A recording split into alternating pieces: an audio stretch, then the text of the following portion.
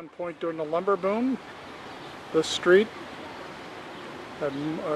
had more millionaires per capita than any other city in the world. It's the beginning of the 400 block.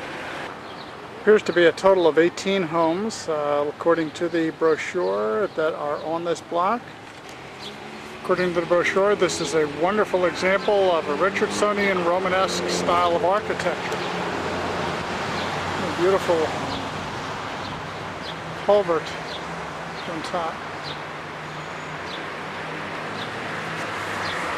Next door to it, we have the Peter Hardick house, built in 1854 to 1855 by Peter Hardick, who originally owned apparently a little piece of every piece of pie within Williamsport. He owned part of the gas works, waterworks, etc., etc. Built this road, as a matter of fact. It is now a restaurant. This house is the Lemuel Ullman house, built in the mid-1800s. Still has some of the original furniture and gaslight fixtures. This is the William Emery house, designed and built by Heber Culver in 1865 for William Emery, a partner in the Emery Lumber Company. We're going to get this whole home in. This is a gorgeous home. It's absolutely huge. Just look at all the different intricate ins and outs of the building. There's kind of the third floor. There's a little covered porch area, which is gorgeous. Neat little gingerbreading all over the house. Home is beautiful. In fact, this is the E.A. Rowley home, and it is considered to be one of the finest examples of Queen Anne architecture in the state. And it was one of the first houses on the street to have electric lights, bells, and dumbwaiter. Does contain elaborately carved woodwork and remains in much the same state as it did originally, having only had 3 owners. It is now a convent for the Sisters of the Immaculate Heart of Mary. Gorgeous home. This is the Park home. It was formerly the Hardick House Hotel, and it was built by Peter Hardick in 1864. This example of Italian villa architecture originally had 4 stories and could house 700 guests. And Hardick, being the businessman that he was, convinced the Pennsylvania Railroad to relocate its station behind the hotel.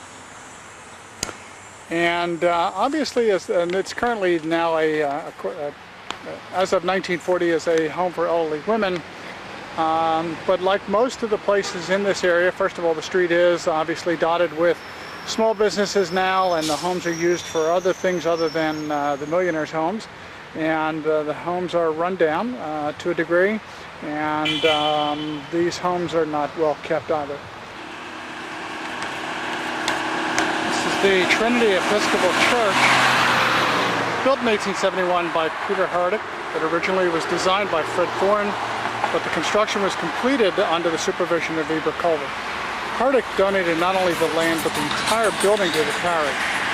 And it was the first time that the set of Cambridge chimes was used in the United States. It was his father-in-law, Hardick's father-in-law, John Maynard, presented the church with the set of the bells. This is a gorgeous home. This is the Harrer house. It was built for Lucy Udemarks as a wedding gift from her parents in the early 1870s. It was designed by Heber Culver, the Italian villa design. The Harrers bought the house in 1907 and changed the address from 913 West 4th Street to its current one of 915 because of superstition.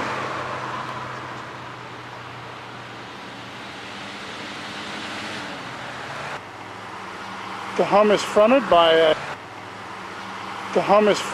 a very ornate fence. It almost looks like a vine that has grown up. The supports of the posts are simulated tree trunks. It's all, of course, made out of iron. And in the front of the yard sits a fountain with a heron with its face looking up. I would assume that when water's going, it is spitting out of its mouth.